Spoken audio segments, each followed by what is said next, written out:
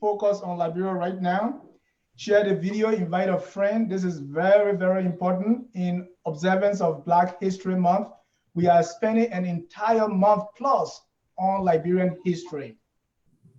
Last week we began and we are continuing this week. Our guest this week and also from last week is Professor Dr. Herbert Brewer. Dr. Brewer, welcome to Focus on Liberia. Thank you for having me, Dennis.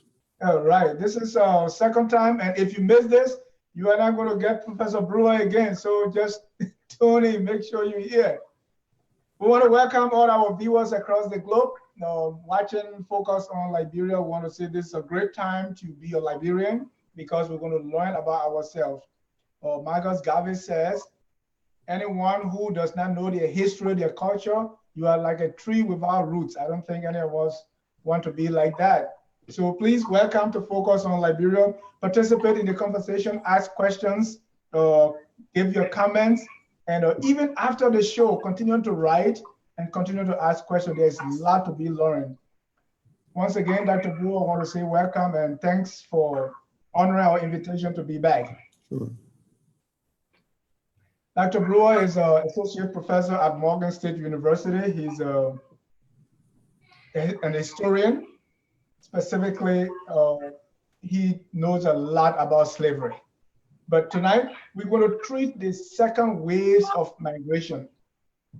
The first time we were here, we spoke about, we discussed the earliest settlement that included the Gola, the Vai, and also the Kisi. Tonight, we're going to go into part 2 of our discussion. So that is going to expand from the second waves of migration up to the coming of the free slaves.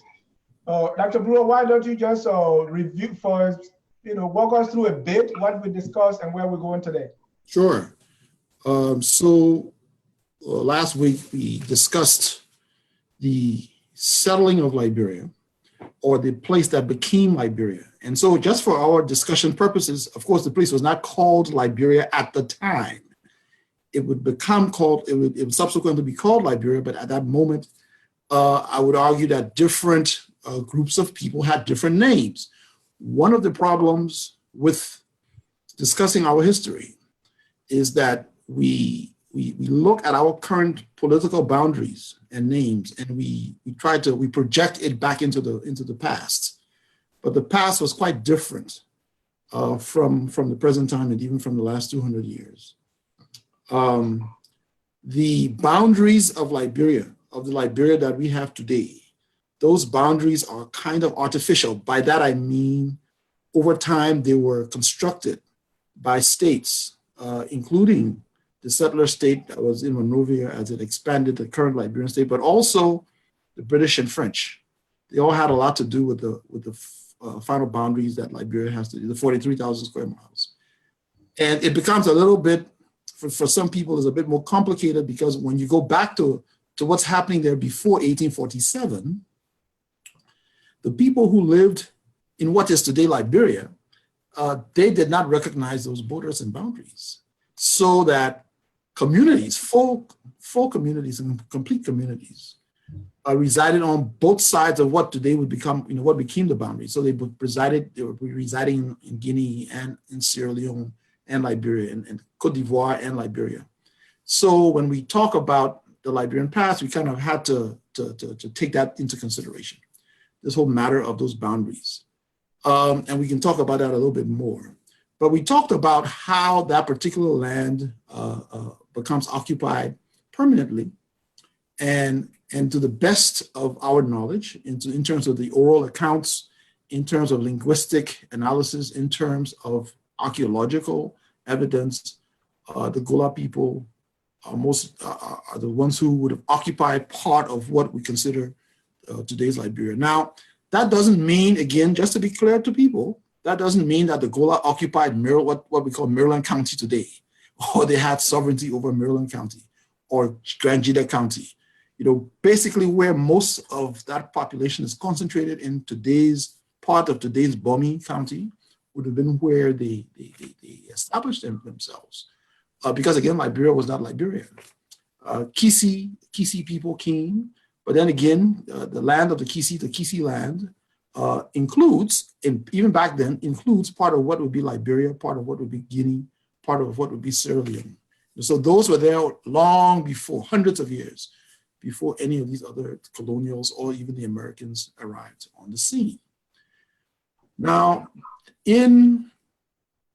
beginning in the 15th century, there is a large, begins a pattern or in the long term kind of migration with the dissolution of the Mali Empire. The Mali Empire plays a very big role in West African history. And I said last week that if you want to talk about the history of the Liberian people, you have to go all the way back.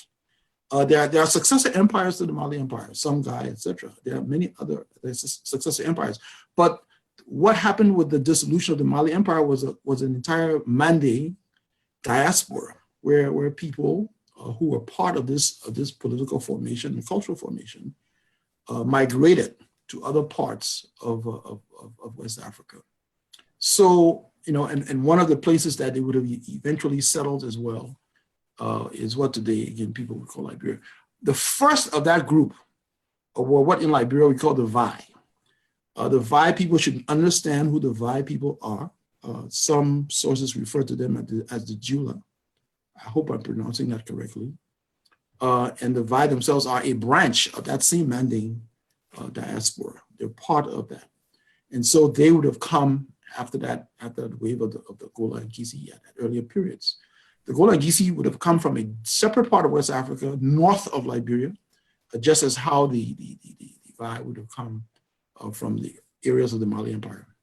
The rest of that Manding diaspora continue to come to what's today's Liberia, and that would include, Loma speakers, Pele speakers, Man speakers, what we call Mano generally, Dan speakers, what some people erroneously call Gio, and there's a whole issue with that word, and we can talk about that part too. Those people come. Actually, one could argue that the majority of the Liberian population is from that stock, if you like, people who were part of that greater Manding diaspora. But after that, as that diaspora, and they don't all come at the same time. That's what's important. They come in waves. I mean, so I said a short while ago the Viking, and then later others are coming. The Loma are coming, the Bella are coming, etc. They don't all come together. These things are like centuries long migrations. But simultaneously, another migration is taking place. So this one I just spoke about takes place from the north and comes south. Simultaneously, there's another migration taking place coming from the east and coming west. And that migration includes the various cultures that linguistic historian call the Crew cultures. Now, please, people, pay attention, Liberians. In Liberia, we refer to the Crew people.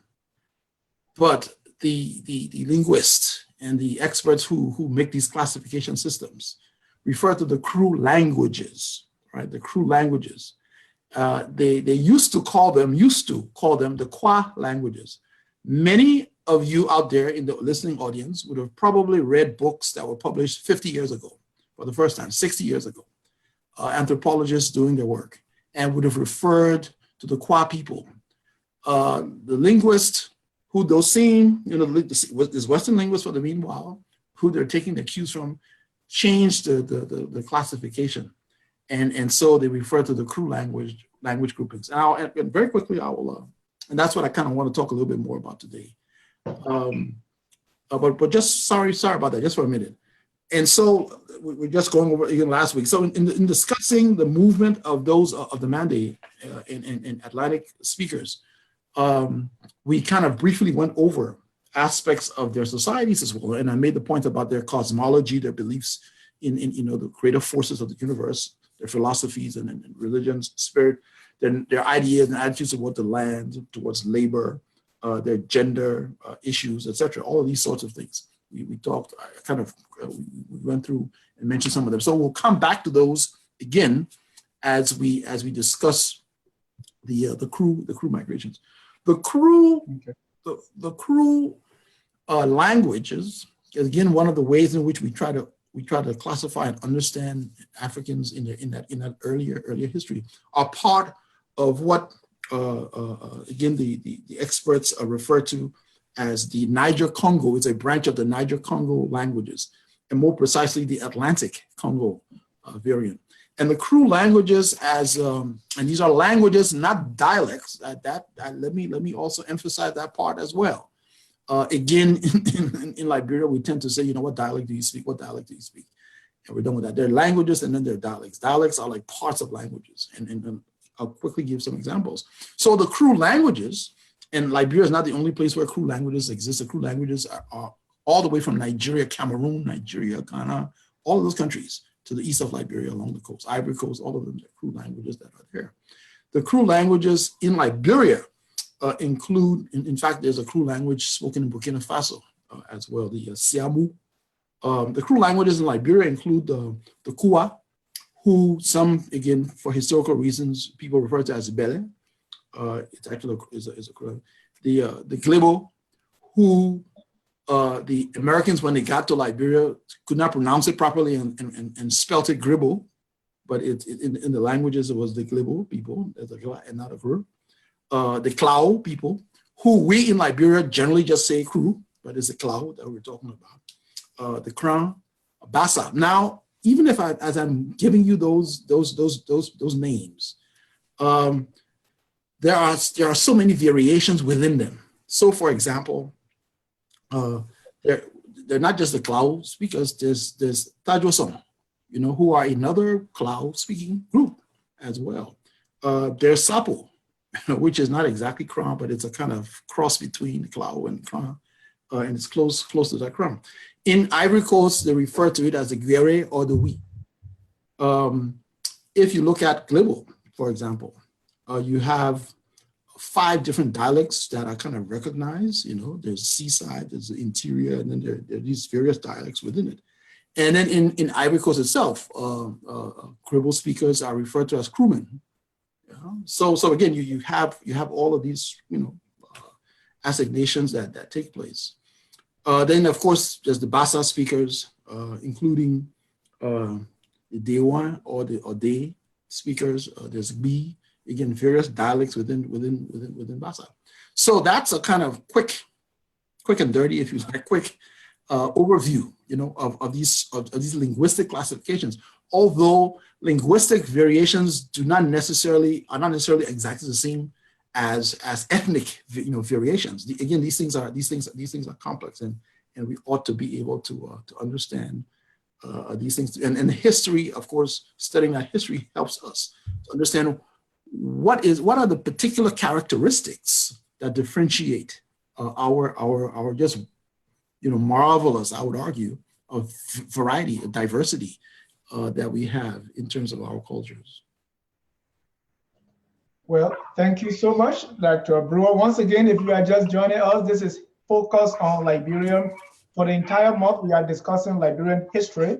Today is the history of Liberia, focusing on the second waves of migration, and that wave, as Dr. Brewer just spoken, include those of the Kru languages. So these people, and some came from the first we spoke about last week from north-south. Now we have the Kru speaking coming from the east. So this is very important. And if you are joining us, please like our YouTube page. We also want this to be broadcast or relay in Monrovia. We have had problems. We have made some demarches to have this kind of discussion relay in Monrovia. It costs money.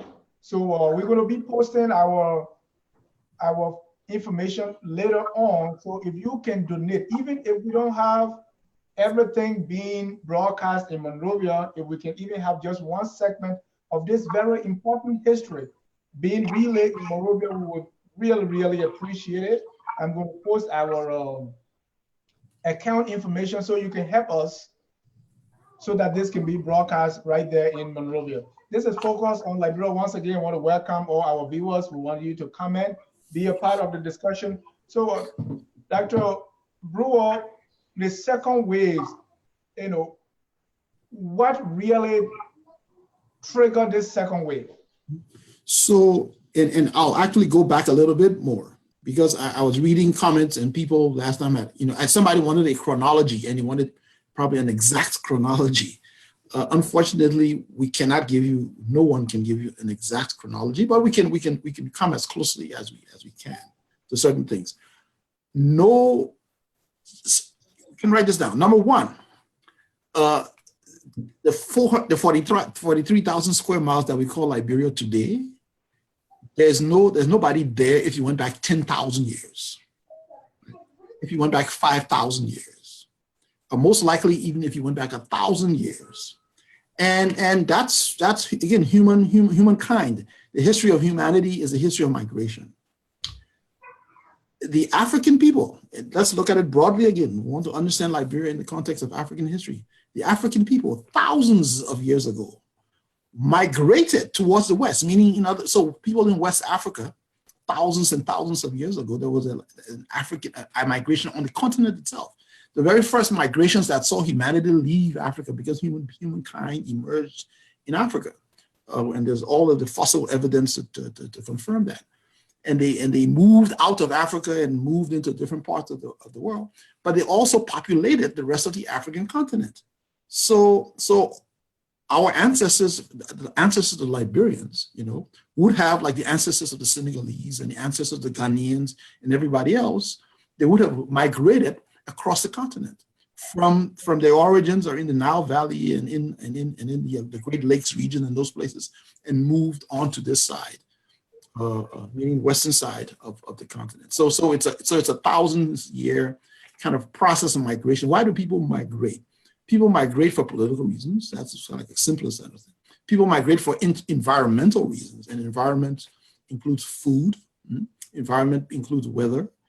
Environment includes population. All of those sorts of things. So those are like universals, and people would have been migrating over a while, building new societies and communities and civilizations, and then it expanding. Look at our very country today, Liberia. Populations they're not static. Populations increase, right? And if populations increase, of course, there's a higher demand for food. And if the production of the food source to sustain the population cannot be maintained, and where you have a lot of land, people expand, right? So populations expand, migrations take place. And those are the kinds of underlying reasons for the migrations of people over time.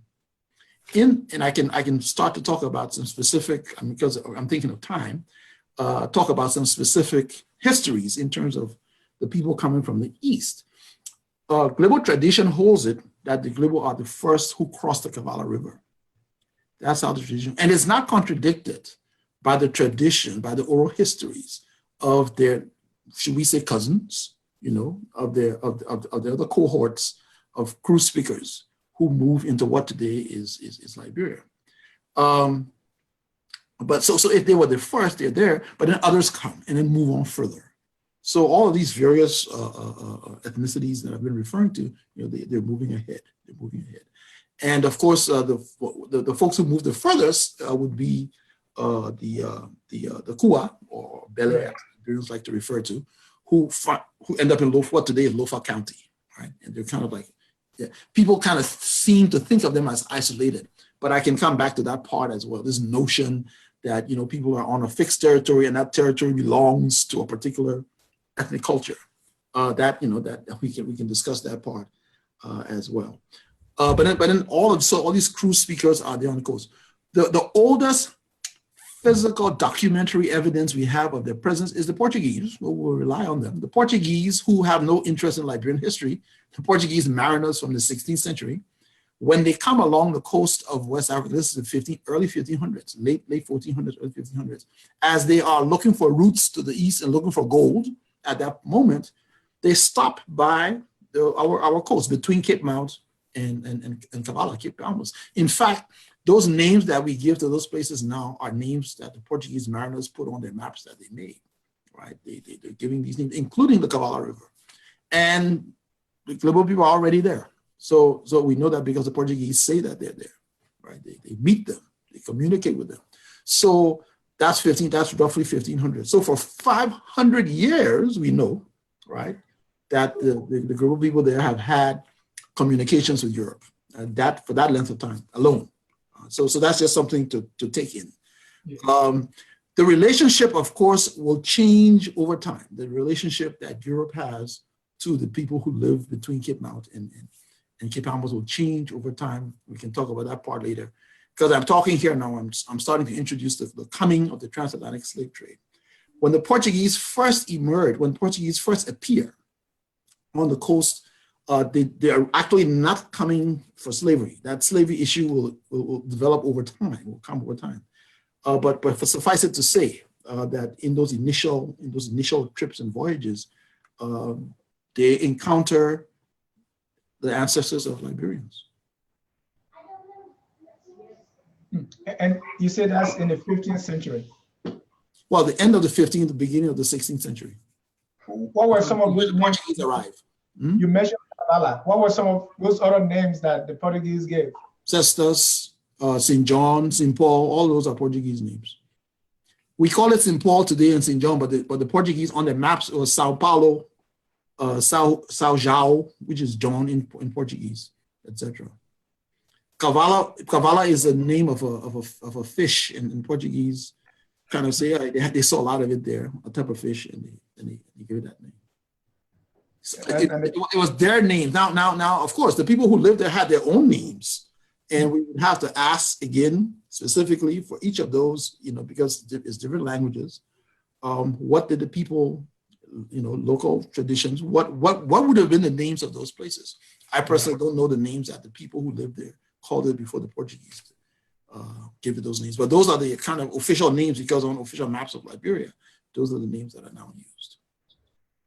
So if you are talking of chronology, it will be the Glebo or the crew speaking people coming in that second wave, meaning the male will come next. No, the what's called male are sorry, but that's just how it is. The ethnolinguists, etc., are what they're now calling the Atlantic languages. That's the Gula in the Kisi. Those are the first. Those people, those are the folks who other people met, right? Those are the ones who go back. How far back do they go? We don't know. They could have been there for 800, 900 years. We don't know, because we don't have that sort of documentary evidence. But we know that they were there. Even before the crew speakers are there, they're there. That's what. And when I say there, I mean they're in the areas that we identify them with, right? So to put it another way, again, come back to this business about the 43,000 square miles. The crew communities that are coming, the crew cultures communities that are coming across the Kavala and moving further west, right? They don't go to Lofa, they don't go to Nimba, at least not right away, They're basically along the Atlantic coast. That's basic. And again, the Kra and people are inland in the Kavala, right? But for the most part, those folks are along the coast. Along the coast and 100 miles or so inland. That's what I mean. They're not all the way up into the mountain, way up into the mountains. The Kra story is a little different though, because they're in the mountains. And how would the Kua move all the way to Lofa? I mean, what could possibly take them there?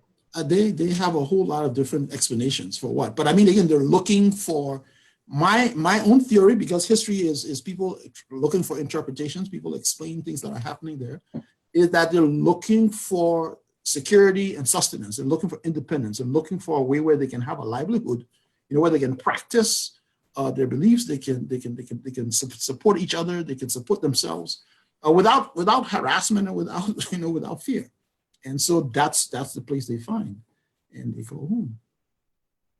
So we have the male or the Atlantic speakers being the first, the crew languages coming second. We expect the Mende to be third. No. The Mende come, but you see, again, they're coming in waves. They don't all come at the same time. Okay. Right? They come in different waves. So just as how the Glebo are in Kavala early, or they're there, other people come after them. And so it's a range of years and decades that these people are arriving. They don't all arrive together. Likewise with the Mande speakers, they're not all arriving together. When the Vai vanguard comes. The rest of the people are not there at that moment. They come in different, and then they meet up with each other. And we know that by the 16th century, 17th century, they're meeting up with each other. That's for sure. Someone is asking, like Crewmen, how did that happen when the land of Liberia was part of the Mende Empire? Talk about. Right. So no, the land of Liberia was not part of any Mende Empire. First of all, there's no Mende Empire. There's the Mali Empire, there's the Songhai Empire, there's these various empires, which may be run by Mende-speaking people. But the empire is not an ethnic empire. These are multi-ethnic affairs. The empires, the West African kingdoms, are multi-ethnic affairs. So really that's the answer there. And then, of course, again, oftentimes we tend to think of our past as if it's like the present. Even though sometimes there are certain things about the present that remind you of the past, but we don't have the sorts of state boundaries, like we did not have the state boundaries that people have today. For example, there's a vassal, there are vassal lands, VASSAL, I'm spelling the word out for people. They can take their pens and notes and they can go look it up. A vassal, where you are kind of semi-autonomous and semi-independent. You recognize the influence of a bigger power, and you may pay some sort of loyalty, some sort of a tribute, that's the term usually, to that larger power, in kind, etc. In return, that person can protect you, or doesn't trouble you so much, but you're there, and you have that sort of patron-client relationship to that larger state or power. But you maintain your local affairs. Your local governance is something that you control. That person, that larger empire, under whose sphere of influence you operate, right. They haven't sent some sort of governor to run your business, right? And so that's why the 43,000 square miles that we call Liberia today was not part of that of Mali. It wasn't part of the Mali Empire, but the Mali Empire had influential vassals at the borders, at the edges of what today would be the 43,000 square miles. In fact, one of the points I was making last week was that significant numbers, you talk about what is it that's causing people to migrate, significant numbers of persons, communities, want to get outside of the orbit of the Mali Empire, and they come south into what today is Liberia as a way to get away from there as well. They don't want to be under the emperor, maybe. Or not necessarily emperor, the political entity, the system, right? The various provincial and regional, big boys, the various guerrilla armies which exist, now when people want to think about the present and the past, folks, don't romanticize anything here. Right today, Liberians know the Liberian Civil War. Right? They understand that there were warlords, with different groups, with bands of armed men. Now, take yourself back into the 17th century. Take yourself back in the 16th century. There were times when there are armed men, warlords, right, who are marauding the land, right, where there's insecurity. Those things exist. And if there was a central power before, and that central power breaks up, there's a civil war, and there's civil war in the Mali Empire, and then Songhai and these places emerge, civil wars, etc. Boom, people, there's instability, and people leave. Yeah, that's what's going on. It's not mysterious. There's a question on Facebook from McCarven Levi Madison. It says, so like Ghana, Senegal, are there visible artifacts, verifiable historical accounts, and or any empirical authentic evidence that points to the abstractions of Liberian into slavery? I know we'll come to your slavery, but let me say, what are some of the artifacts or some of the evidence of these early migrations and of these early settlements? Sure. The evidence of ironworking, blacksmithing is extensive. The West Africans are masters at metallurgy. It is extensive throughout West Africa, including Liberia. Putu Mountain, Wologisi, all of these places, Nimba, they have, again, you can blame whoever you want to blame for not preserving these sites, but there are sites that archaeologists have found and have documented where, for example, people are doing blacksmithing. and they can date, how long these smelters, village smelters, etc., have been around there. So these are, again, so that as for that physical anthropology, that physical evidence, that's there. So we know that. In terms of, and then for people who want to look at archival sources and want to look at documentary evidence, for the coast between, in the areas between Cape Mount and Cape Palmas, again, extensively, the Europeans are here. The Europeans are here. Again, it's a very biased kind of reporting, but at least it's there. And you kind of have to read between the lines and you have to work with it as you go. I can make some comments. In fact, I wanted to make some comments as well. Power shapes the telling of history. We have to always keep that in mind, so that the archives, even though, documents are in the archives, whose perspective is that? You kind of have to understand. So you have to have a critical lens when you look at some of these documentary evidences as well.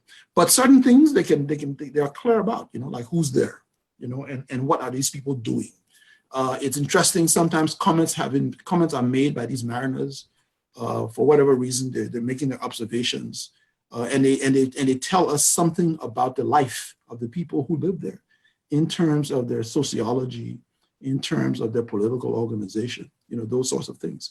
So we kind of know, we know those, we use those sorts of documents, that type of evidence, to be able to capture the past. And then you can reconfirm it with oral literature, oral history, because the oral history then confirms what those documents might have said. Was there any dominant religion at that time when these people were coming? There's a question here talking about, or there's a notion that Liberia was established on Christian principles. Mm-hmm. So let's go back 14th, 15th, 16th century. What was the predominant religion? Mm-hmm. So Islam, first of all, is well established by that point. The Vais who come are Muslim, right? But Islam in West Africa emerged in a different sort of way than Islam did in Asia. Let's put it that way. Or Islam in what we call the Middle East today. Islam in what and there are variants of Islam. There are variants of Islam. And part of the history of Islam in West Africa is this constant actually debate and discussion amongst Muslim scholars about the best way to proceed.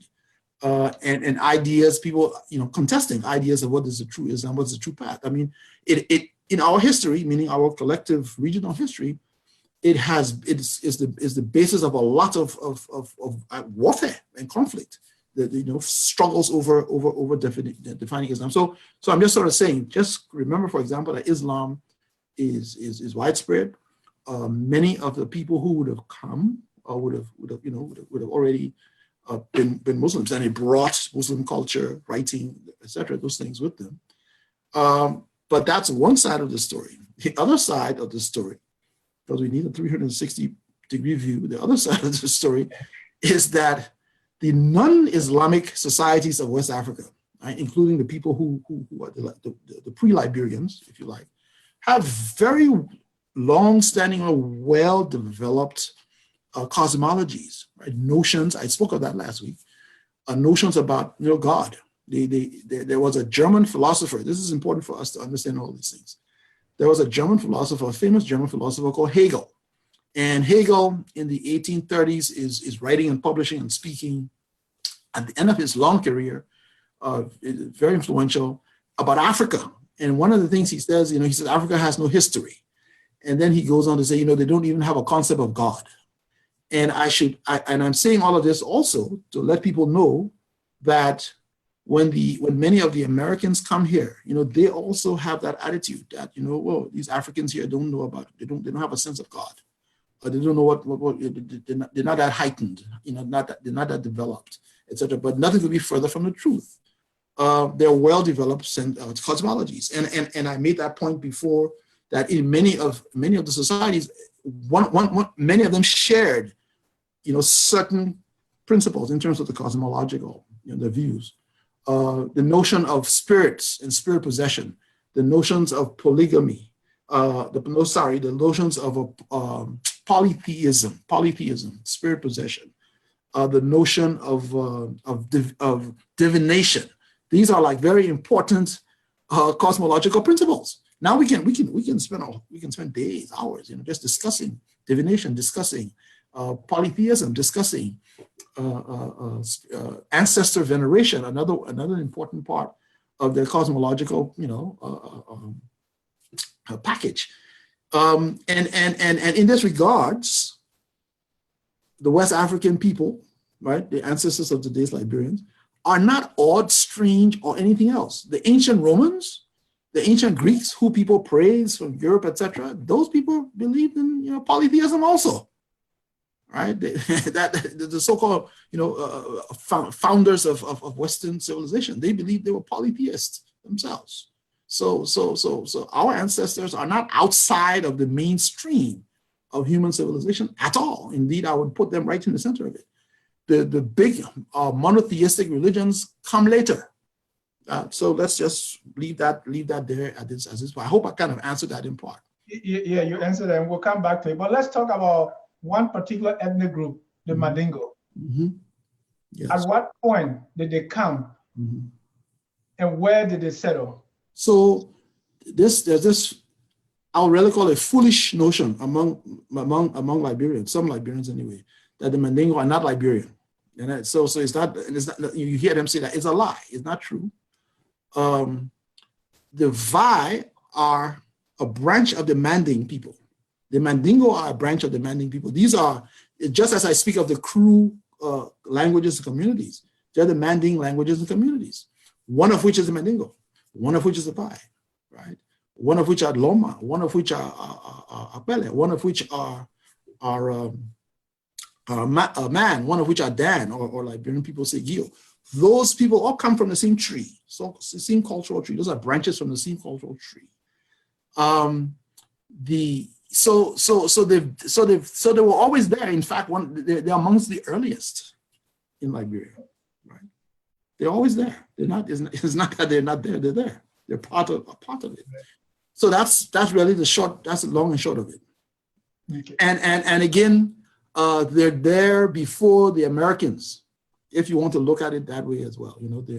They're there. Salbozo, who is actually, we're coming to that period now, the 19th century, the early 19th century, the kind of like 20, 30 years prior to the coming of the Americans.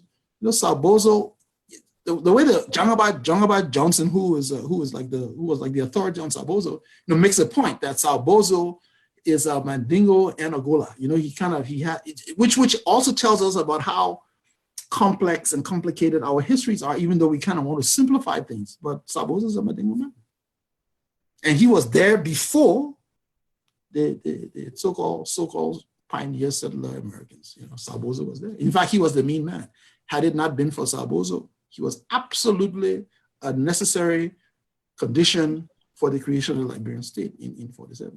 They could not have existed without him. So walk me through the line, that track, the path of the Mandingo coming to Liberia and early settlement.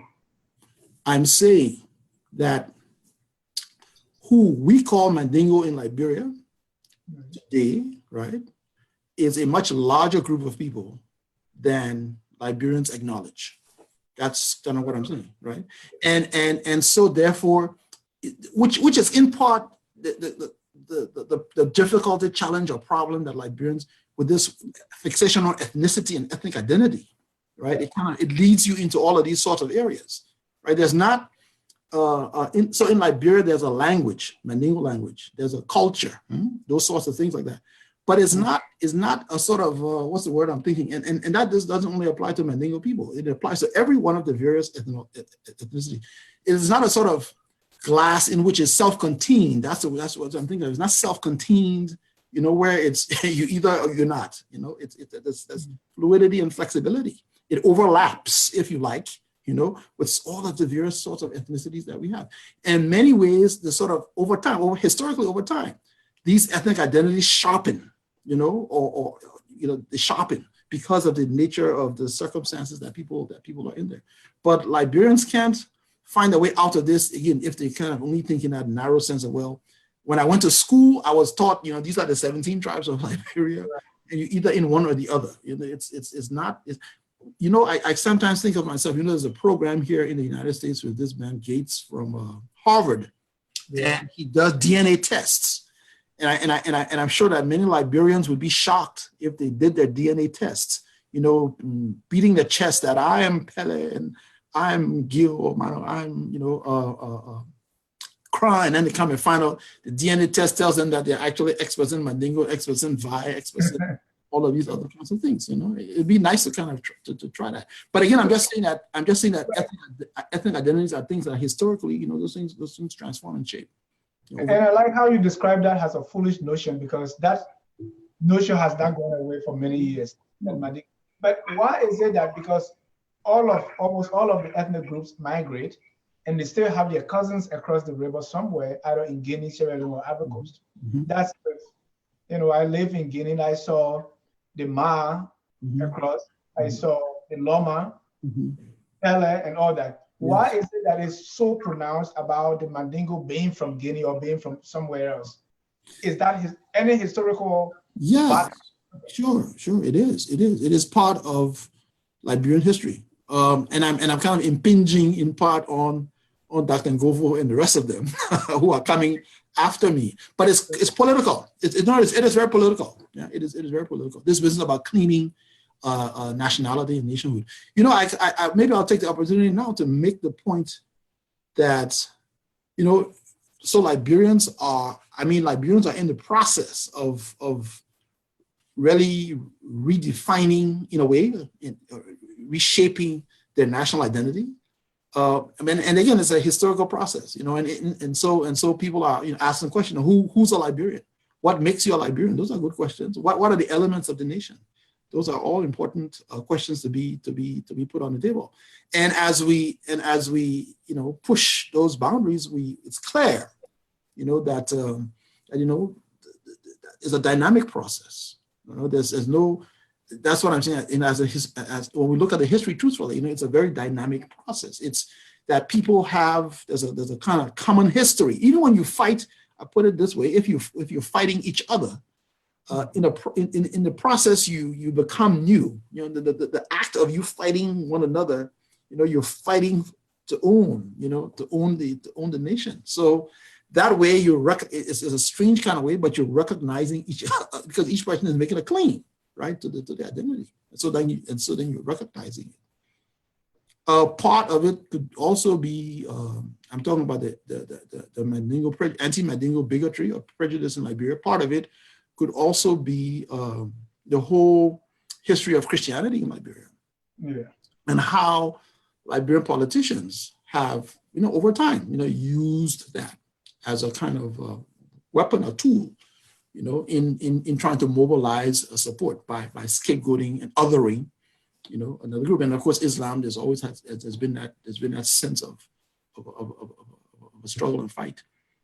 So I'm laying it out there. I'm saying people have to investigate, that sort of prejudice, as well. Right. One of the viewer has a theory. Does it have to do with what they call the over religiosity of the Mandingos, or the inherent and increased emphasis on trade and religion? Should that be the reason why it's that way? Again, I said just in passing that actually Islam in West Africa is kind of different. And in Liberia, it's even more different, because Liberia is a different kind of environment. But Islam in West Africa is not the same as Islam in Egypt, or Sudan. The stakes are different, the histories are different, etc. Those sorts of things. But another, so yeah, as a historian here, we're talking about this. But because if we went back into the history, excuse me, and I kind of also, it's funny, we're talking about the Crew people, we're back to the Manding. There's a history of conflict as well, right? There's a history of conflict. And this history of conflict, is steeped in history. And in the process of being steeped in history as well, that means that it makes up part of the myths of a people. So people's own identities are caught up right, in these particular historical myths, the way they remember the memory, the way they remember particular issues, you know. So if, for example, there's a conflict from 300 years in the past, and Islam was involved in that conflict, you know, that idea of Islam being somehow responsible for your having to move from point A to B, right, becomes something that you carry with you. Right? Even though the times might change or the circumstances might change, it just now is part of that fabric. So I'm just looking for the different ways in which it can be used again, you know, as a way to stir differences amongst people. But you know, for the most part, again, the nation. I mean, the last big serious conflagration that involved northern Liberia was in the late 19th century. Again, I'm straying when Samori Touré was fighting the French Empire there, and he was fighting them. And a lot of that war also was in Liberia. I'm just making a kind of point that, you know, there are all of these histories that are there. I'm just thinking of time. I know we haven't even started talking about. Right. I'm eager for us to talk about the slave trade or slavery as a whole during this period. Mm-hmm. And you have but before I come to that, the coast, that west coast, you describe it that time or the last time we met as a place of refuge. Mm-hmm. People are there for refuge. Yes. That the entire topography and the geography of the place, what's about it that was attracting people? But I don't know that people stood up, and I mean, good question. I don't know that people, so people didn't have like a bird's eye view. You know, it's yeah, people are, no GPS, exactly, no Google, but people are scouting. You know, they are scouting, they become aware of what's there, and a few people are always they're going to go in front. I mean, kind of think about it logically, you know, who's there, what's there, and let's see if we can set up here, if this can operate for us. And then people are moving. This is a very, very long ago, but I think for most people, you want to get far enough out of the reach. Really, that's the most important thing. You want to get out of the reach of marauding armies, of groups of people, etc., who might come and try to attack you. That would be the most logical kind of criteria that you would be looking for. So let's go to slavery. Yes, slavery. Both slavery inside or domestic, whatever form of slavery. Let me define. Yeah, let's start with some definitions. Let's do that. All right. So the word is slippery, actually. The word doesn't have precision.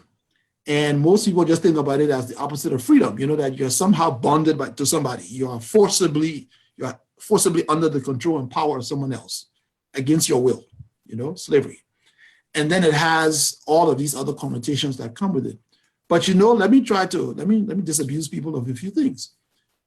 Just thinking about slavery itself as we understand it in the everyday world. Slavery is one of the oldest institutions in human history. It's a very old institution. Slavery is in the Bible. Look it up. It's all over there in the Old Testament. Slavery is in the Quran.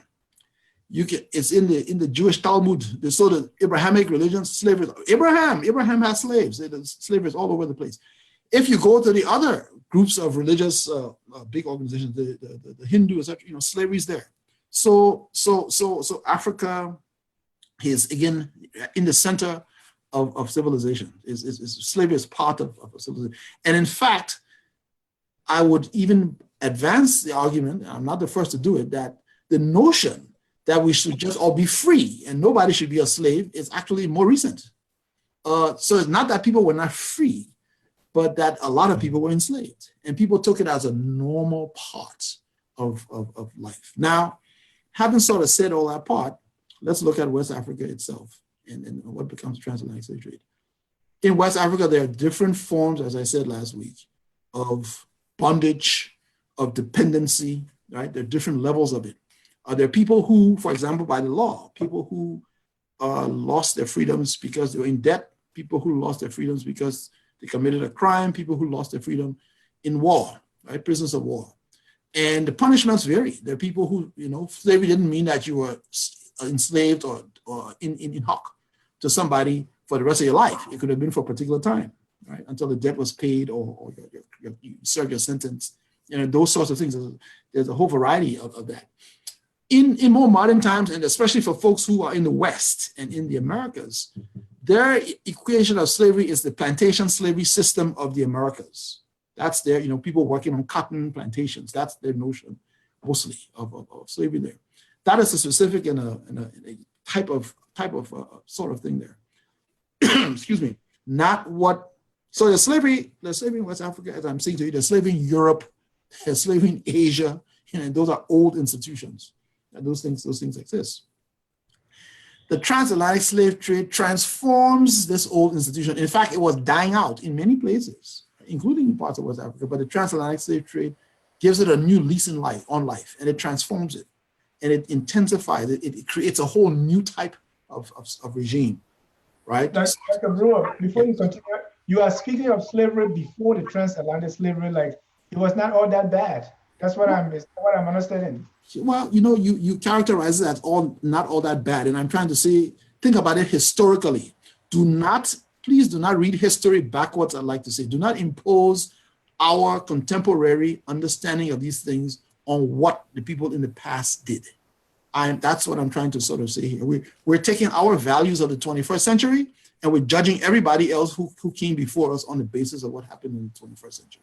And to me, it's almost useless in a way. It doesn't help us to understand the decisions people made or why people were doing particular things. It really doesn't. So again, there's slavery in ancient Rome, there's slavery in ancient Greece, there's slavery in ancient Egypt. All those systems are slave systems, right? And so so that's bad, but that's a moral judgment. We're trying to understand what it was and why people did what they were doing. That's what we're trying to understand. So I'm bringing all of those things in to say, let's not, make West Africa or Liberia kind of stand out like it's some sort of aberration, right? It's part of the mainstream. It doesn't justify slavery. We're not, it doesn't sort of like, but we were trying to explain, what it is that is going on there. When the transatlantic slave trade starts, which I said the plantation system in the Americas transforms it. In fact, the plantation system in America is what creates the transatlantic slave trade, because they had to basically supply their plantations with the labor force. We don't have the time, but suffice it to say that it didn't start that way. They begin in actually the Mediterranean, growing sugar. And they begin with labor forces from Europe. In fact, the word slaves is derived from Slav. Who are the Slavs? The Slavs are Eastern Europeans. They were the bulk of the enslaved population in the Mediterranean. That's where, and that word comes into Latin and therefore into French and Spanish and eventually into English. But that system leaves the Mediterranean, it comes into the Atlantic Ocean. It doesn't come to Africa, the plantation system, and it goes into the Americas. First Brazil, moves on up through the Caribbean and finally into North America. They get commodities, they get sugar, they get tobacco, they get rice, those things, plantations, and they're using this enslaved labor force. Though they might have started with the Europeans, as they came down the Atlantic, they start to basically plug in to West Africa. It starts as a trickle. The first time that it's the Portuguese who are initiating this. They're the ones who are running this thing. The Portuguese are, not the Africans. The first time the Portuguese go and get Africans, it's not, they don't fill up a slave ship with hundreds of people and take them straight across the Atlantic Ocean. No, actually, they start with plantations in Cape Verde Island. They start with plantations in Sao Tome. Those islands, like that's where they're even using them. And then before they move to Brazil. And they're not doing it in big numbers. It is very small numbers, it's trickles. But then the system starts to transform. And the systems that are in West Africa along the coast, etc., there are people within those systems who actually new actors who can come, who start to emerge on the scene and see a possibility, an option for them to rise up and gain more power. So there are revolutions, there are coups d'etats, there's just a total transformation of West Africa. In the period, the people know the history of Nzinga. Go read the history of Nzinga. I'm saying to Liberians who want to understand, because it's much better documented and it's the old history. And we will catch up to on our side. From Senegal all the way down to Angola. a whole new infrastructure is put in place. They build forts. I mean, a castle, Goree Island, people know of some of these things. They build forts. They form these new alliances. There's this thing called Bunce Island in the Sierra Leone River. I'm actually doing some work on it now, right? Where they're basically creating these new systems. And the whole purpose of it, of course, is to raid the interior, basically, of West Africa, to supply the ships and to send them over to the Americas. 12.5 million people, that's the rough consensus amongst historians, over a 350-year period, that's a long period of time, are eventually removed and shipped across the seas. What have I been saying to you here? I'm telling you that Europeans are directing it, but the Europeans they have the allies in Africa who are helping them, right, to do this. And of course, the victims are the African people. The people are not selling them. Folks, many ignorant people come to this. Oh, well, you're selling your own people. Right. People are not selling their own people. Okay. They're not selling their own people. This is capture, right? This is a new system that's being put into place. Right? That's what's going on. Wars that will become established, new identities emerging. All of these things are happening, and people are undermining older institutions, older traditions and customs that people have, right, in the process. Again, I only ask people, again, especially for Liberia, we just went into a civil war, right? And we were shocked at the behavior of peoples. Very surprised, oh, this can happen, that can happen. People have grievances, right? And people take advantage of chaos, to move in and do a whole bunch of things that they do. Think about that period starting in the 16th century, for West African societies. It's like a world war. That's when we are thinking about it. A world war is starting amongst people. So in plain English, were Africans or Liberians or West Africans involved in selling slaves to Europeans? Of course. The kingdom of Dahomey is the most notorious example in West Africa. Again, those things are not secrets. Books and books and books written about it. The kingdom of Dahomey emerged. It was a small-time political entity. They emerged specializing in war, especially against the Yoruba state, Oyo state, and then seizing people as captives and putting them and selling them to the Europeans. That's just like that's the most like the big sort of story. But again, from Senegal all the way to Angola, 12.5 million people. That's a lot of people, right? The depopulation of Africa, the devastating effects that will happen, and those sorts of things now also then tend to shape, movements of people. Again, sowing, discontent and fear. But here's the important part for us in Liberia. Because the European ship captains the people who are directing this trade keep very good records. Between Cape Mount and Cape Palmas, because the whole coast of West Africa is clearly demarcated. There's Senegambia, south of which is what the Upper Guinea coast, including Sierra Leone, and then the Windward Coast, that's what today is Liberia. And then the Gold Coast, which basically for them, that's Ivory Coast and Ghana. And then what they called the Slave Coast, that's Benin, and the Bight of Benin, that's Nigeria. The Bight of Biafra, that's Cameroon and southeastern Nigeria.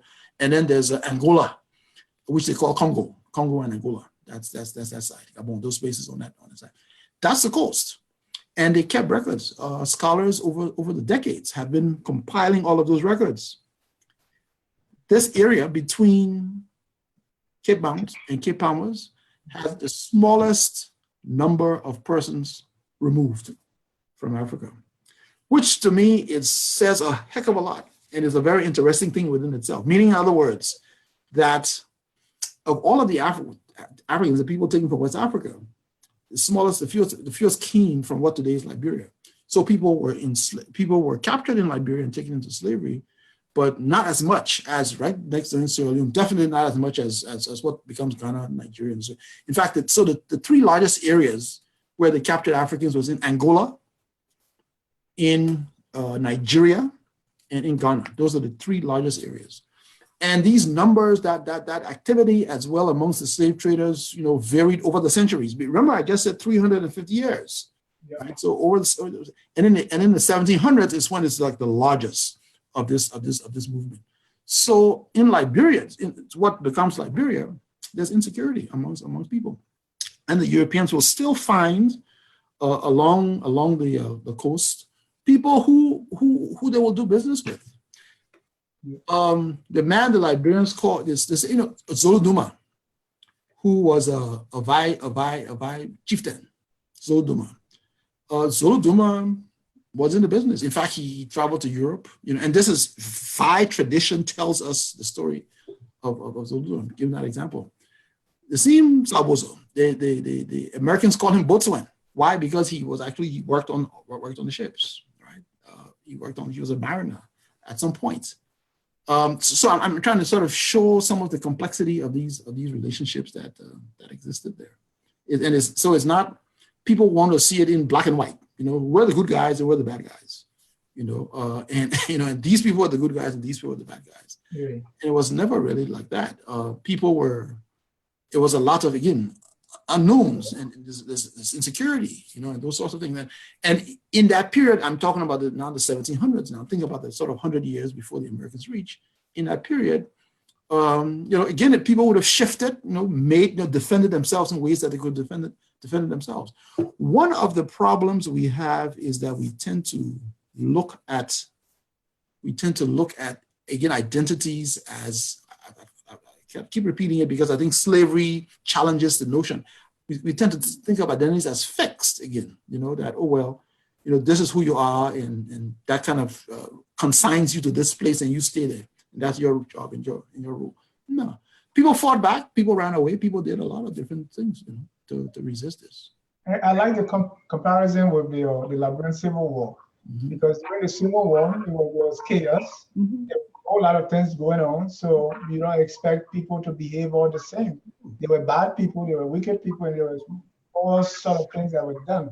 But you said, the Liberian coast, we had the smallest number of slaves being captured. Why was that so? There are various reasons. One, so there's an actual maritime explanation as well. The Liberian coast is quite rocky, and the geologists can explain this better than me, but I'm reading what they're saying. The Liberian coast is actually rockier than most places, and Liberia doesn't really have a natural harbor.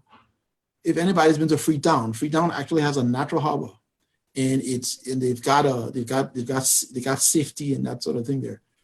The Liberian coast that really doesn't. And if anyone has the money or contacts, I'm sure that if they went underneath the sea, some people might even know this or have heard of it. Along the Liberian coast, there are shipwrecks. There are shipwrecks dating into the 19th century. I have no doubt about this because actually, some of the records refer to those shipwrecks. Now, just that alone would discourage some of the ships from making their stops. And remember, if they're coming all the way from Senegal to Angola, there's plenty of other places that they can go to. So that's part of an explanation there. Another, and within that context, let me just throw this part in, is important too. The Cloud people are masters of the sea. What's his name? I think it's Brooks, the historian, has a nice little monograph called The Crew Mariner of the 19th Century. It's probably out of print. It's an excellent book. Just basically, talking about that history, the maritime history of those people. Now, that means, of course, that they have a business relationship with those ships. Now, the slave ships that are coming up and down and moving, etc. Yes, their main principal business is to capture people or to take, possession of their cargo, as they sort of saw it. But they're also trading for food. Remember, they have to feed the people on board the ship. Those ships are going to be there for 6 weeks or 2 months. They have to feed the people. They can't die because, of course, they're carrying them there to work. So, it's not. This is a business that is going on. People kind of have to remember that part.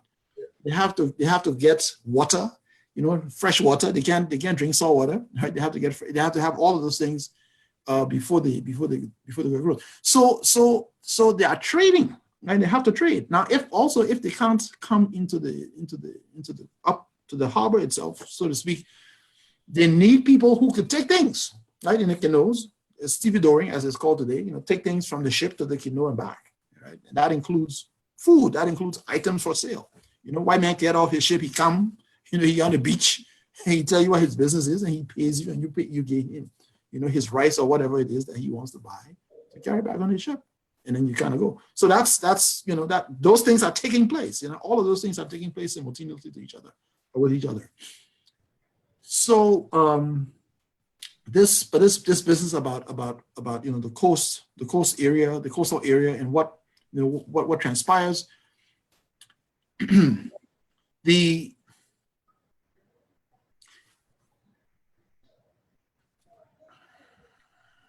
relationships that develop amongst Liberians, let me put it a slightly different way, that it has a deleterious effect on the relationships of the people in what will become Liberia. I mean that's what the slave trade did, you know. And so let's because so in 1810, we're in 1815, we're in 1820. When the Americans show up, this is part of the context they're showing up in. Right? When these Black Americans, these African diasporas are returning now, right? This is part of the context they're returning into, because Britain and the United States had abolished the transatlantic slave trade into their territories in 1808, 1809. But the French and Spanish and Portuguese continued. They were still doing it. And so what the British and Americans were doing is they had sent a few patrol boats to catch and seize, if they could, ships to enforce the law, right? And the British were taking ships that had been captured, they're bringing people from Angola, they're bringing people from Nigeria, or what we call Nigeria today, and then landing them in Freetown. The Americans are doing that now to land people in what would become Monrovia. Even after those people, meaning these Black Americans arrive, the Spanish and Portuguese and French slave traders are still doing their business along the winter coast. I mean, again, they're small time compared to other places, but they're still doing their business. They're still there, and there's a major preoccupation of the colonial authority that was set up there.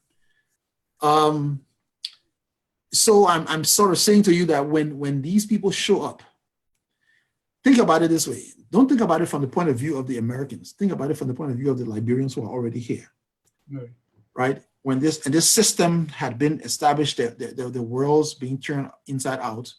I'm calling it akin to a kind of civil war situation. These Americans arrive on the scene. What do you do? What do you do? You know, how is that now going to affect the balance of power? Right? If there are known collaborators in your midst, what do you do? There's a decision to be made. And discussions are held. I'm saying that the Liberians, not the Americans, the real Liberian people, they are having discussions. They are figuring trying to figure this thing out and calculate, you know, do we stretch our hands? You know, maybe these guys come here and they can be a counterbalance to these other people. You know, what do we do? Right? That's the context. And that's kind of how to sort of think about that. And so there are those whose fortunes might be tied to specific European imperial interests. But similarly, there are those who are like, we don't want that here. And actually, you know, these Americans could actually be a buffer for us. And that could be a nice segue to the coming of the pioneers. Mm-hmm. Because of slavery, Liberia was not the only place where people were resettled. No. Nigeria, Sierra Leone, now Liberia. Mm-hmm. Talk to me about that in relationship to the abolition of the slave trade or the fostering of slavery. Mm-hmm, mm-hmm. Yeah, Liberia's history is very complicated, you know. Liberia's history is tied up completely with this West African history, as I've been trying to tell people. Yeah. It is also tied up with world history, with global history, with the Atlantic world, as we say. You know, it's tied up with European history. It's tied up with American history. Right? It's tied up with all of them. The Americans, from the time of the American Revolution, that's a good starting point. The American Revolution, followed by the revolution in Haiti. Those are important. Those are like very important events. They transform and change the balance of power in the world, in the Atlantic world. The American and Haitian revolutions transformed them. And when the Haitian Revolution succeeds, it basically is sounding the death knell of slavery. You know, the Haitian Revolution, for those who had eyes to see at that time, and they said it, and ears to hear it, is like, you know, this business of slavery, which has been going on, the slave trade, etc., which has been going on for 300 years, is finished now. You know, it's coming to its end. And so people, different people, the slave owners, the whites who oppose slavery, there are those for different reasons. And and more importantly, the Black people in the diaspora, the Black African people in America, the African people in the Caribbean, the African people in South America. And all of them are mounting a variety of rebellions after the Haitian Revolution. There were slave rebellions before that, but there are even more. They increase in frequency and in intensity throughout the Americas. There's a whole bunch of uprisings. Just use 2 sentences to describe that Haitian Revolution for those of us who don't know. The Haitian Revolution involved the rising up of the enslaved Africans on that island against the slave masters. They defeated them and they won their freedom, and then they won their independence as a nation. It took them 10 years basically of fighting to do that, more or less. And they became the first Black nation in the world, in a free, you know, modern, let me put it this way, modern Black republic in the world. And Liberians like to boast that Liberia is the oldest republic in Africa, but the Haitians are the oldest modern Black republic. And actually, in many ways, you could say that what the Haitians started, the Liberian, some of the people, not all, but some of them who formed Liberia, you know, followed in the wake of the Haitians. So the Haitians established a record, and they left a legacy of fighting for your freedom, you know, and by any means necessary. That was like basically the Haitian legacy. Okay. So that's Haiti.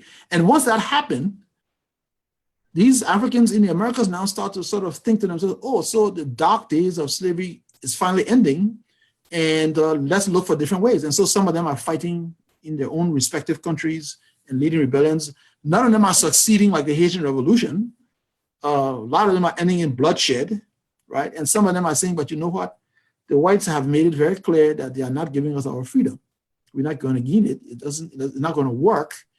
And maybe what the best thing for us to do is to try to see if we can find our way to Africa, back to Africa. That's our homeland. That's the only place we'll be able to establish and find freedom. So this idea is floating in the Americas. It's not only the folks who are here. Look, the first set of Africans from the Americas who end up here are the people who are in Sierra Leone. When the Americans and the English were fighting each other, for the Americans to fight for the independence, 5,000 Black people, slaves in the United States, joined with the British to fight against George Washington. When the American Revolution ended, again, the British promised, but it's just fighting, they made a deal with the British. The British promised them freedom in return for fighting for Britain. When the war ended and Britain withdrew, Britain lived up to its promise, and it took those 5,000 people and their families with them, and they settled them in Canada. But these folks said, nah, this place, first of all, the land they gave them wasn't good, and they were experiencing discrimination there. A few of them they took a few in London, but the bulk of them were in Canada. And so a number of them, 1,000 of them, say they want to go to Africa. And so the British took them, that's Freetown gets set up. And that's where they sent them, to Freetown there. So this is in 1790, 1800, 1810, this period of time. If you notice those dates I'm using, this is, long before, a couple of decades before the Liberian thing even come anywhere there. So those people are doing those things. Subsequently, there was what's called a Muslim revolt, or the Bahia uprising in Brazil.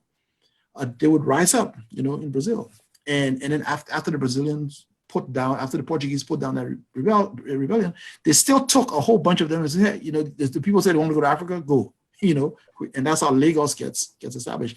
The point being here, of course, that when these groups from mostly Maryland and Virginia contact the ACS, they are not, again, unique in that regard. They're not strange or just, drop from nowhere.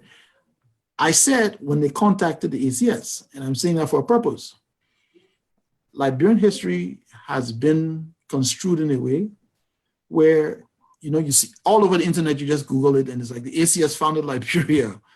But no, the history is much more complicated than that. First of all, even that very first ship that went to Sherbro Island, this Elizabeth ship that left 1820 people used that went to Sherbro Island, the ship didn't consist even of former slaves. The ship consisted of free blacks. There's a difference between the two. People need to understand. Yeah, listen, y'all listen to well. Y'all need to understand. The ACS itself was called the Association or the Society for Colonizing the Free People of Color of the United States. That's the official, when they went and registered themselves as an NGO, the Society for the Colonization of Free People of Color. Free people of color are very different from the slaves. Now, this is America, etc. But in this country, even though slavery existed, there were actually free black people.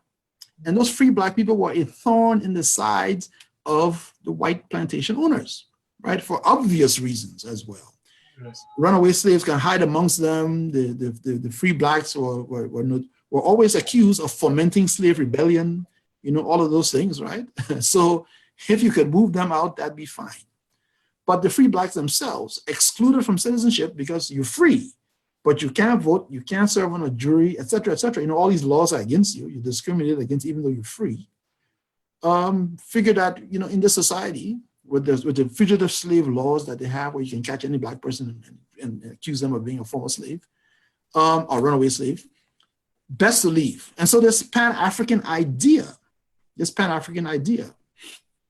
has been grabbing a hold of these free blacks. And they talk about it, and they write about it, and they preach about it. In fact, the very first churches that get established in America, in the United States, are established by free blacks. For example, the African Methodist Episcopal Church, right, in Philadelphia. Or, for example, the First Baptist Church, African Baptist Church, being established in Savannah, Georgia. All of these people. And they're putting name African in their churches. This is in 1810, 1805. They're calling themselves African. They're doing all of this before.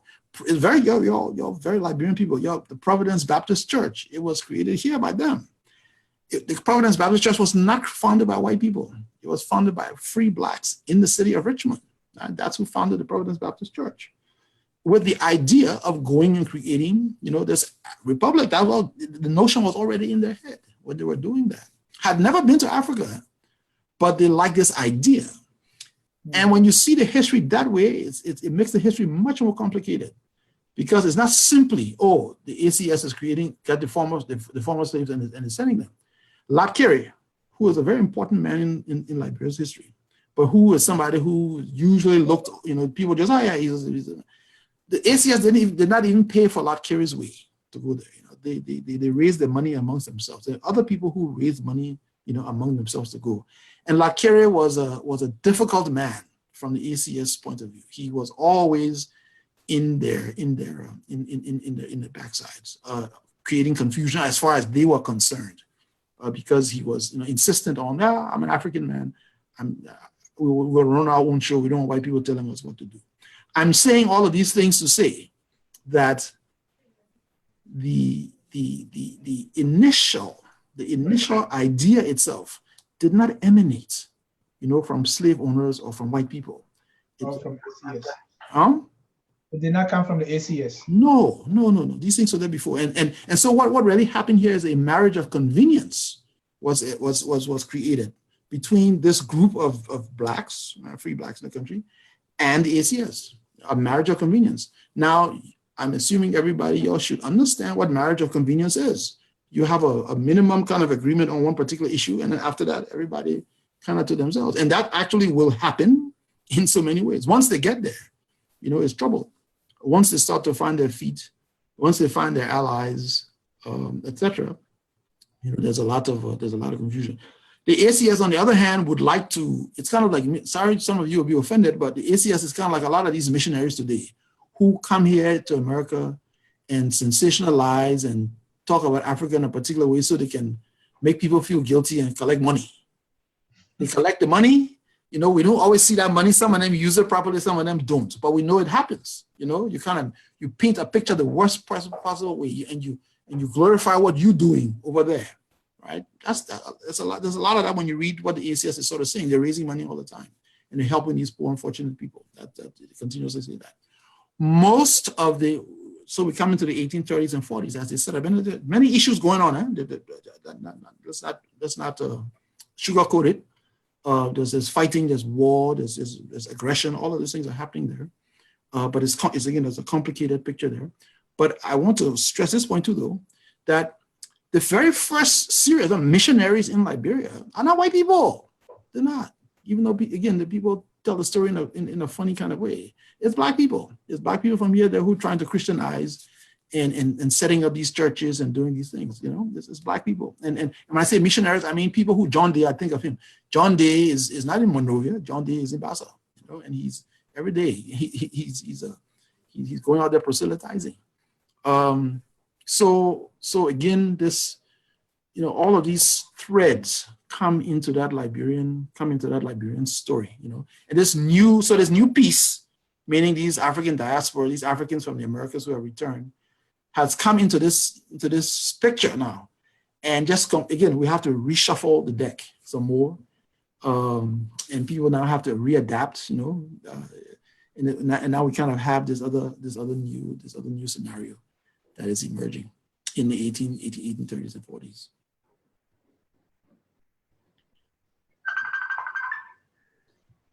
All right. No more comments from Facebook? No, I'm coming to read the comments now. I put them to sleep.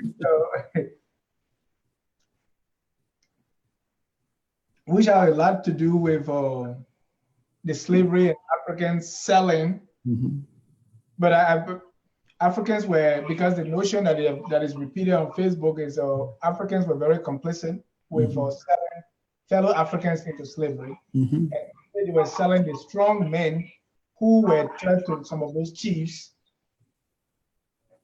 That's the overarching narrative I'm getting from Facebook. Who were those people that were taken to slavery predominantly from West Africa? Who are the people taken into slavery? Yeah. All the Africans. I mean, anybody who was unfortunate enough would have become a slave, would have been captured. Anybody who was unfortunate, you're in the wrong place at the wrong time. Now we have evidence of this. You're in the wrong place at the wrong time, they catch you and they carry you. So both people who are vulnerable, right? Yeah. Vulnerable people, you know. So did it include people that were already prisoners or people that were indebted to other people like the chiefs? Right. People that were breaking some laws. Right. So in the early days, remember people, this transatlantic slave trade took place over a 350-year period. I have to emphasize that. That's a very long time. And the same conditions that prevailed at the start of the transatlantic slave trade are not the same conditions that will be prevailing 350 years later. So even who is being captured changes. If you like, you could say that the quality or characteristics of the captured persons changes over time. In the earliest days, when it was a trickle, that's the phrase I use, you would have had mostly people who were debt, prisoners, that sort of thing. That's what you would have had in the earliest days. Later on, entire armies are fighting wars. I give the example of Dahomey, right? Which was a little small non-entity. It rose into this big, powerful nation, or this big, powerful fighting machine, just for the purpose exclusively to go and fight war against Oyo, and then to capture people and sell them. So I'm just saying that, you know, don't say, oh, you go away from there and say, according to Brewer, you know, just people who were prisoners and owed debt and that sort of thing. You know, somebody had a murder conviction, and that's who they sold. I'm saying that the thing took place over such a long time. Yeah, 300. It varied from place to place as well. That's right. Exactly. Now let's come back to the coming of the free slaves. Roberto Colley is asking, how did Congo came in? How did it come into being? Yes, good question. Excellent question, because I was saying to you that the American government has policy following the British government. And in fact, that was the raison d'etre. That was the justification the Americans gave President James Monroe when he he asked Congress to authorize $100,000 to actually set up Monrovia. It again now, they put that money up front there. They put the ships, etc., etc., etc. And the black folks say, yeah, these people will go to them and they'll help us and do this.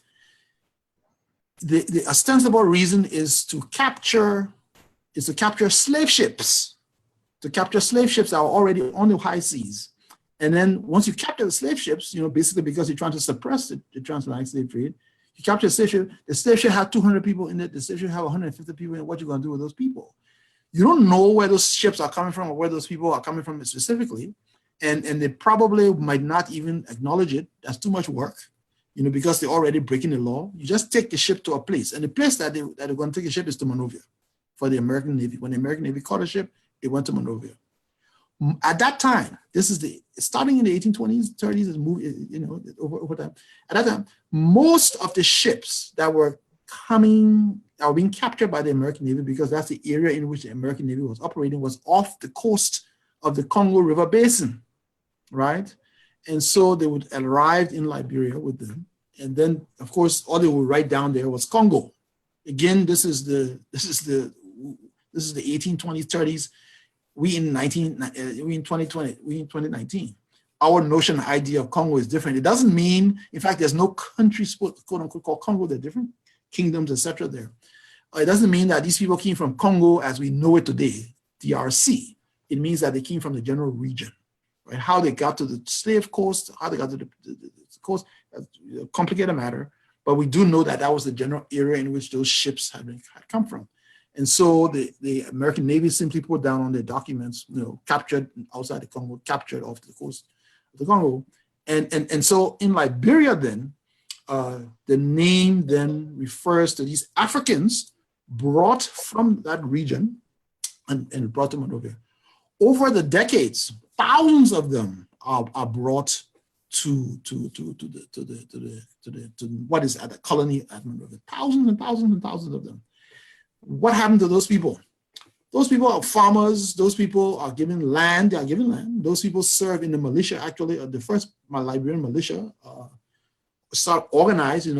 That's who they kind of put there, and give them gun, uniform, land, and so they are there to remember what's happening here now. They are there to defend this new settlement, right? And so because they have land now, they got free. They have land. They had the guns. They become, in a way, a kind of buffer, actually, serve as a buffer between the political leaders of this colony and the various other African, meaning Liberian, native polities who they are waging fights and wars against, right? So some of the animosity between various chieftaincies and that settlement is directed towards that particular group of people. Now that name, and so they didn't retain their for the most part, they're not going to retain their African names.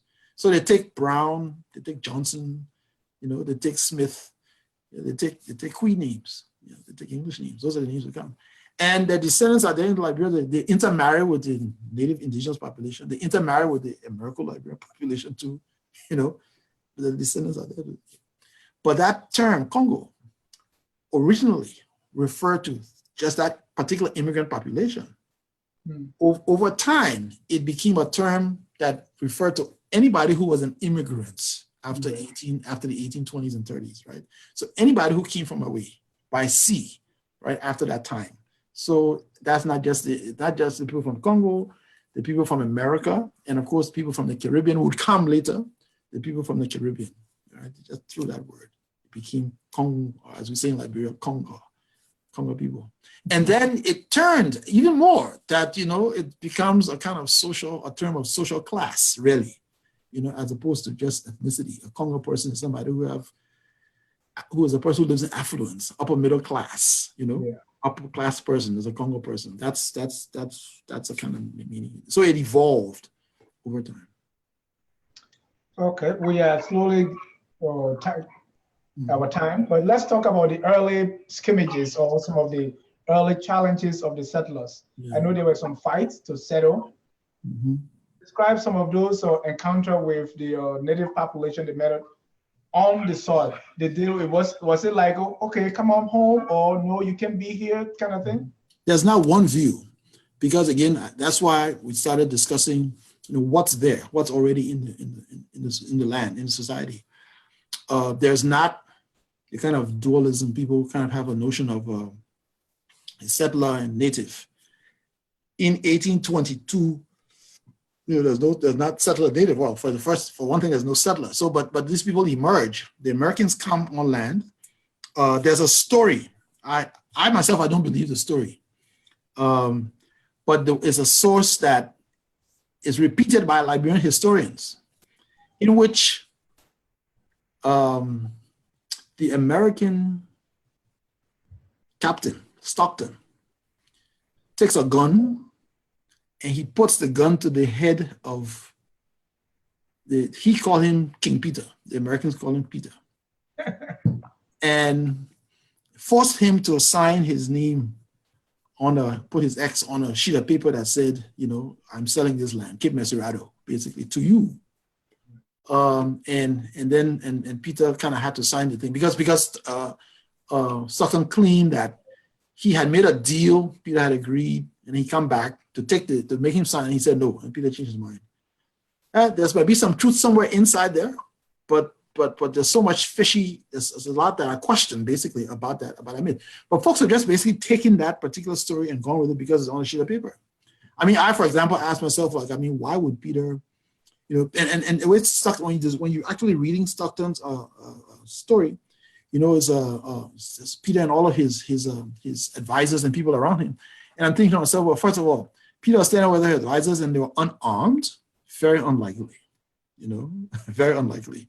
And then they would have the white man putting gun to him and then none of them do anything and just kind of shaking in their pants because the white man kind of put a gun to his head. Why don't they just shoot Stockton and get him out of there? Just lots of we can discuss and argue about these different parts. I think there's a lot more going on than that. Right. And so how did the settlement look like? What were some of the agreements or some of the concessions that were made?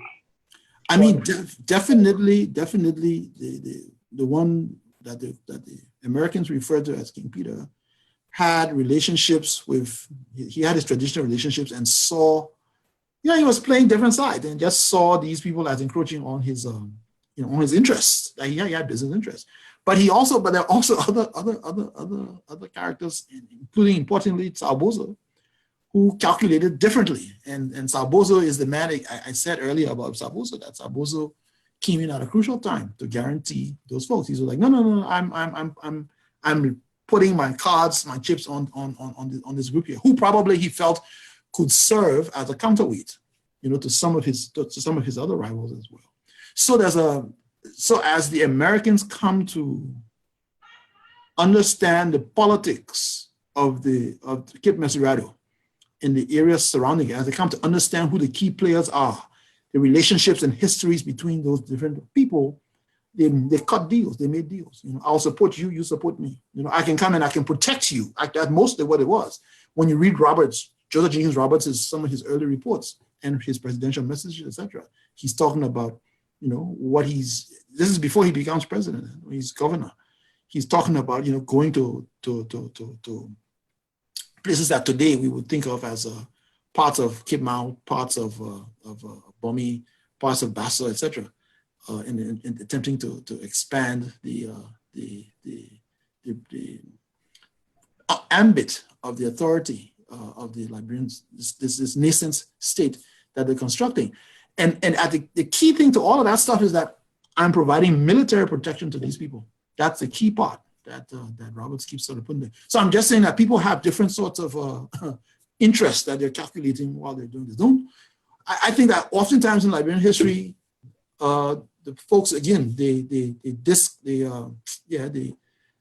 don't respect the thinking and the perspectives of the various forces who are on the ground.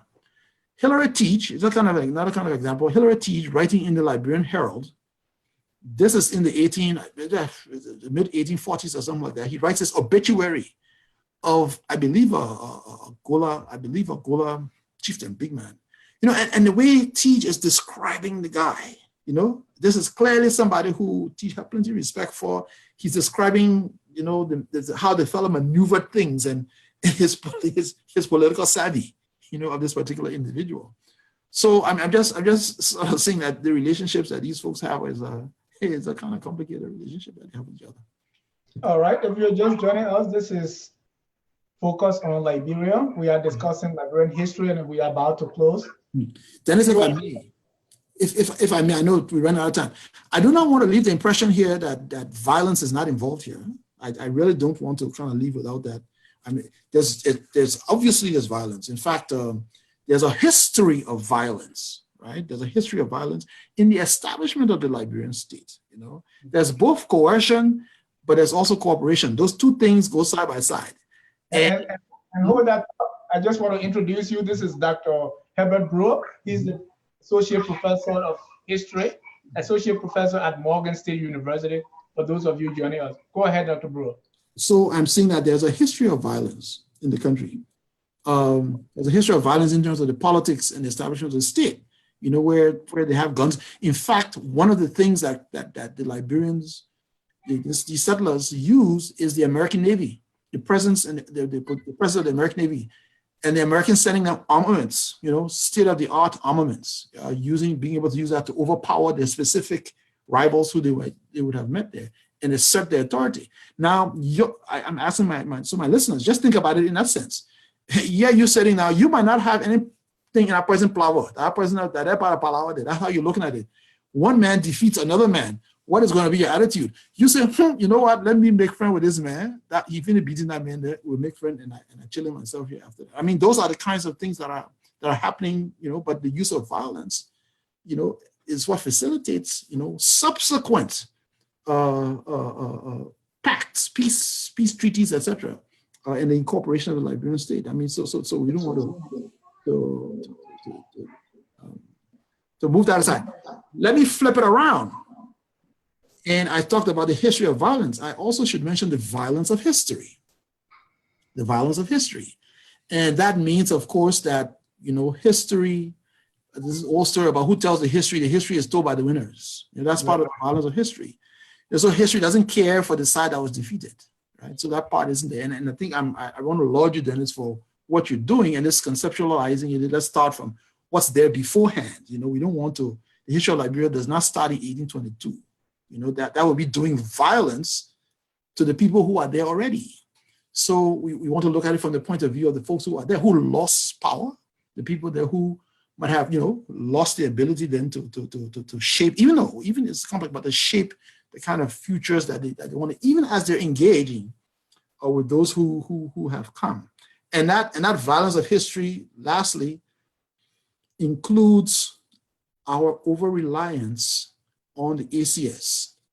And when I say our over-reliance today, the way that when we try to think about our history, we unthinkingly rely on the ACS's archives and on the ACS version of history. The Doris Banks Henry's, I call it, the sort of Mickey Mouse Facebook kind of history that comes out of that simplistic narrative that was first established by the ACS people, where they are the center of attention.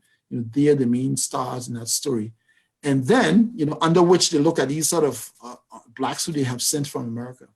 In that process, they've done violence because they've erased the people who are there, who are agents, who are thinking agents, who have agency, who are calculating. We have to stop thinking about ourselves or the ancestors as mere pawns, in other people's games. We're much more, much more important than that. Now, with that critique of what the others wrote from the ACS perspective, the question will be, what are you doing? I know you are working on some material with other colleagues. Yes. Talk to me about what Liberian historians are doing to change this narrative. Because what we are doing right now on Focus on Liberia is just a very small piece of changing that narrative. Sure. And history is the kind of thing that is contested.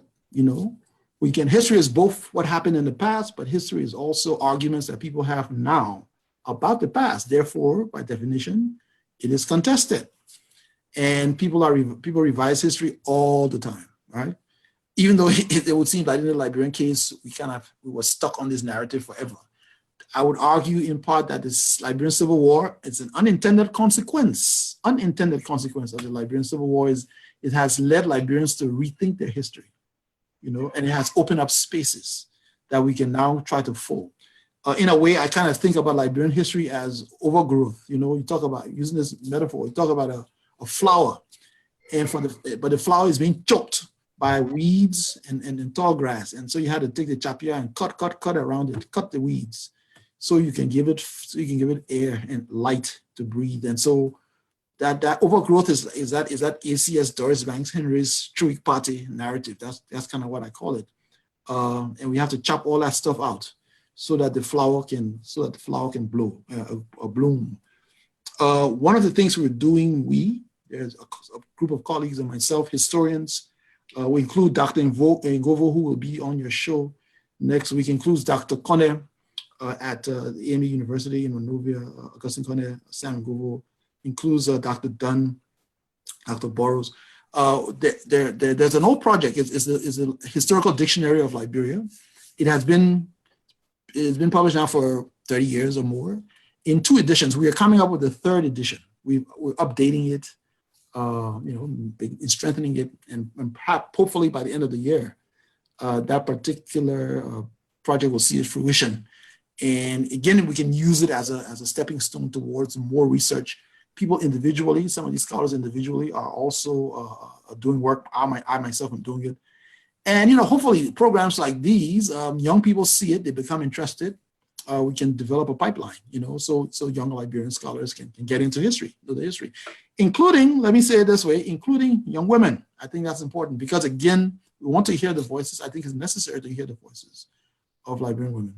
And I'd love to sort of see, and help to encourage young female historians. Next week, Dr. Samuel Ngovo will be here to continue Liberian history, that time starting from the early republic, that is from 1847, all the way to the early 1920s, and that will be interesting. This is our contribution to Liberian history. We want to say, we want this to be in Monrovia as well. So if you are here watching, whatever you can do to talk to people in Monrovia, media institutions to relay broadcasts like this, that would be appreciated. We have contacted a couple of them. They charge somewhere between $100 or more to carry a program like this for a month. When I was in Liberia, I listened to BBC. I don't know if BBC were paying us, but that's the reality today. We want to do our best so that to have something this important relay and broadcast in Monrovia. Dr. Ngovo, Dr. Brewer, before I take leave of you, I want you to just summarize what we discussed tonight and just give your final thoughts that will lead us into the into the 3rd part of Liberian history. Yeah, so Liberian history, number one, Liberian history, properly speaking, is old. It predates 1847. Centuries by the centuries. Liberia is part of a larger West African system of West African peoples. And the Liberian people, the Liberian nation itself, contains all of these strands, these various strands of West African culture and West African history. So Liberia is, in some ways, though this is an American kind of phrase, melting pot, but Liberia is a pot, maybe a pepper pot, not a melting one, but a good pepper soup with various ingredients, that have been cooked over time. That gives it its uniqueness, because on the one hand, there are clearly diverse streams, but yet they are all part of one, sort of history. There, it's for Liberians to actually realize it, to come to that self-awareness of the things that they have in common, including our history, even though that history could be discordant. The fact is that they've all, shared those experiences together. These are important times for them. To me, I look at the future and I'm optimistic that a kind of new, again, flowering is emerging. I'm really impressed on our arts scene in terms of the voices, novelists, poets, painters, It's a whole series of people. Librarians are finding the voices. And in this arena, the arena of history as well, I think that's also happening. Things to be happy about. Hopeful about. Yes. Thank you so much. This is an afterthought. What do you regard? I haven't spoken about all this migration and how the people came. What is that central point that you will consider as the founding of Liberia? That time in history. That time in history. Yeah.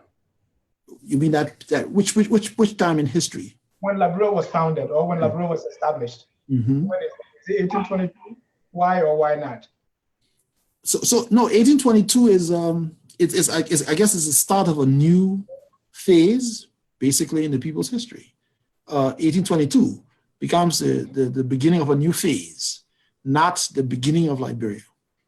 So the name is being used, but the raw material that name represents was there long before that. And Liberian nationhood, in a way, has always sort of been that the basis of it is there. Over time, over the years, as time goes on into the 19th and 20th century. I mean, we couldn't really continue our discussion, but over the 19th and 20th century, the realization of that nationhood and that identity becomes more and more clear. Dr. Guanu always makes this point. Liberian scholar, eminent Liberian scholar, and he always makes that point that over the period of the Whig Party hegemony in Liberia, that the type of narrow historical interpretation, that plays again the ACS, what I'm calling the ACS narrative, excluded, so much of the raw material from it that it made it difficult to be able to construct a firm foundation for a national identity.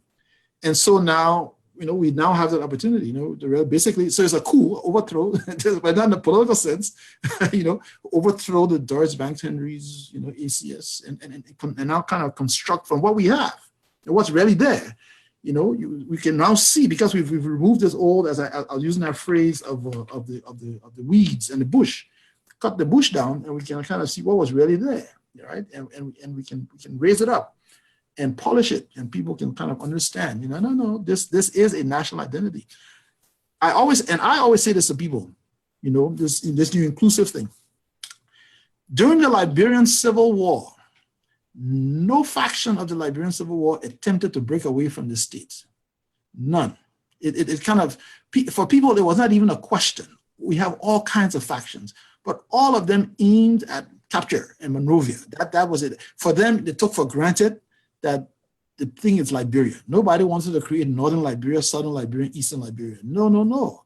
They wanted to be at the head of the pile, but it was all Liberia, regardless of their ideological, ethnic, or whatever predilections, wherever they were coming from, they all saw Liberia, as they took for granted, they all saw Liberia as this identity, as this, one.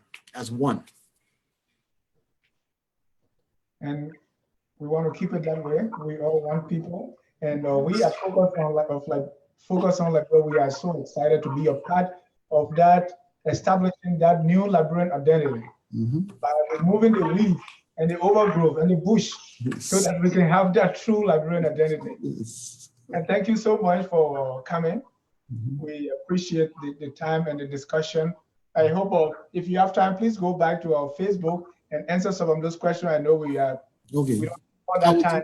I will give a few minutes to it. Yes, I will. Yeah. So thank you so much to all our viewers, those that are watching, and your comments. We also want to say thank you so much for being a part of the discussion. Join us next week for part 3. That's the early republic, starting from 1847 to 1920. Our guest will be Dr. Samuel Ngovo, who's also a professor at Morgan State University. In fact, he's a colleague of Dr. Brewer. Once again, thank you so much for coming. Thank you. Right. And all our guests, please support us, like our Facebook page, like us on Facebook, make a small donation so we can keep carrying this program forward. Good night and God bless you.